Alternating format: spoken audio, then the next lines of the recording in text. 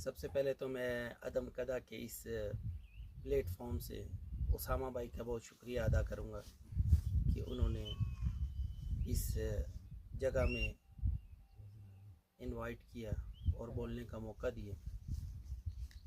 तो ये अलाई के इलाके से आगे एक गलाई मैदान है जो कि बहुत ही खूबसूरत एक जगह है, बहुत ठंडी जगह है और इस टाइम इसका टेम्परेचर कोई 10 के दरमियान होगा, 10-15। और रात को यकीनन जो है ना रज़ाई के बग़ैर गुजारा यहाँ पे मुश्किल है।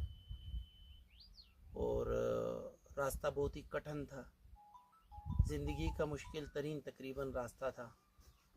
ऑलमोस्ट घंटे से 1.5 घंटा 3 घंटों में ऑफ रोडिंग था और बहुत ही सख्त ऑफ रोडिंग थी। ये हमारे जो पायलट थे